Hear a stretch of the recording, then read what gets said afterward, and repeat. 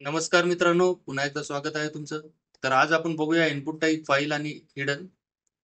तर input type file जो आहे तो क्रिएट करतो एक इनपुट एलिमेंट आणि त्याच्यासोबत एक ब्राउज नावाचं एक बटन असतं.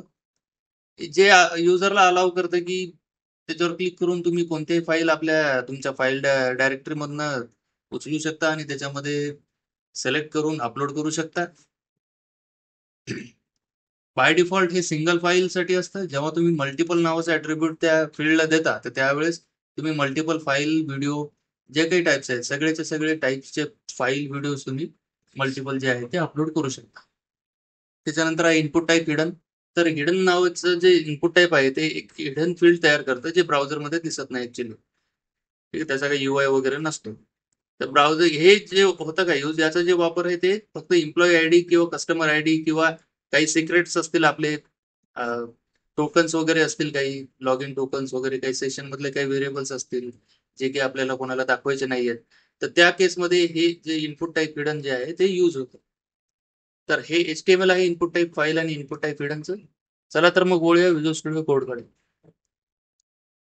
तुम्ही बघू शकता इथे मी इनपुट टाइप फाईल दिलेले आहे आणि याला ॲट्रिब्यूट दिलेला आहे मल्टिपल आणि एक बटन घेतलेलं आहे सबमिट, जो की हा फॉर्म सबमिट करेल, आणि एक इनपुट टाइप हिडन घेतलेलं आहे ज्याची व्हॅल्यू आहे 1 2 3 4. तर ही असं कन्सिडर करा की हे एक आपलं सिक्रेट आहे, जे आपल्याला दाखवायचं नाही, पण आपल्याला ऍप्लिकेशन मध्ये इंटरनली यूज करायचं आहे. ठीक आहे, तर त्या केसमध्ये आपल्याला इनपुट टाइप हिडन हे जे इनपुट टाइप आहे ते आपल्याला द्यावं लागतं. चला तर मग ब्राउझरमध्ये एकदा बघूया. जेव्हा मी याला रिफ्रेश करेल तर तेव्हा हा लेबल आहे please upload, please select file to upload, आणि त्यानंतर आहे चूज फाईल्स. बरोबर आहे. तर हे जे चूज फाईल्स का आलं, तर हे इथे मी मल्टिपल दिलेलं आहे. जर हे मल्टिपल काढलं मी, ठीक आहे, मल्टिपल जर डिलीट केलं तर इथे चूज फाईल म्हणून येते. प्लुरल जे आहे हे सिंग्युलर होऊन जातं, प्लुरल होत नाही. ठीक आहे. त्याच्यानंतर इथे आता मी जेव्हा क्लिक करेल तर तेव्हा मी फक्त एक फाईल ऍट अ टाइम इथे मी हे करू शकतो, सिलेक्ट करू शकतो. ठीक आहे. तर ही एक file at a time me select केलेली आहे. पण जेव्हा मी इथे मल्टिपल देईल तर तेव्हा मी इथे मल्टिपल जे फाईल्स असतात ते सिलेक्ट करू शकतो. हे अपलोड केल्यानंतर इथे फाईलचा काउंट दिसतो मित्रांनो आपल्याला. ठीक आहे.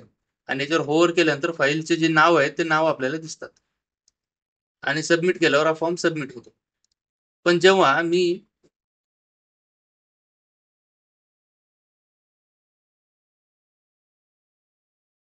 हे मल्टिपल जे आहे हे काढून टाकतो, तर त्यावेळेस प्लीज सिलेक्ट सिंगल फाईल म्हणून येते. जेव्हा मी ते फाईल क्लिअर होतो, तर मी इथे मल्टिपल फाईल हे बघा सिलेक्ट करू शकत नाही कंट्रोल दाबून. हे वन फाईल ॲट अ टाइमच मी सिलेक्ट करू शकतो. ठीक आहे. हे बघा, one file at a time me select केलेली आहे आणि सबमिट केलेली आहे. रिफ्रेश केल्यानंतर हे सगळं रिसेट होऊन जातं, आणि याला एक ॲट्रिब्यूट आहे डिसेबल. ते मोस्टली सगळ्यामध्ये हे कामाला येतं. डिसेबल जे आहे ते सगळ्याच इनपुट टाईप एलिमेंटला हे कॉमन आहे. जेव्हा मी याला डिसेबल केलं तर हे बघा, इथे मला एक टूलटिप तर येते नो फाईल चूजन नावाची, पण याला मी क्लिक करू शकत नाहीये. इव्हन या टेक्स्टला सुद्धा मी क्लिक करू शकत नाही, कारण की हा डिसेबल्ड आहे. जेव्हा मी हा डिसेबल्ड ॲट्रिब्यूट काढून टाकतो, तेव्हा हा पुन्हा अनेबल होतो आणि मी पुन्हा फाईल याच्यात अपलोड करू शकतो. ठीक आहे मित्रांनो, तर तुम्हाला काही अडचणी असतील या व्हिडिओबद्दल तर कमेंट सेक्शन मध्ये कमेंट करा, मी त्यांना उत्तर लगेच देईल. जसा वेळ मला मिळाला त्या पद्धतीचं मी उत्तर देईल, आणि चांगलंच तुम्हाला समजेल अशा पद्धतीचे मी उत्तर देत जाईल कमेंट सेक्शन मध्ये. तर मित्रांनो, चॅनल आहे, चॅनलला लाईक शेअर करा, सबस्क्राईब करायला विसरू नका. धन्यवाद मित्रांनो.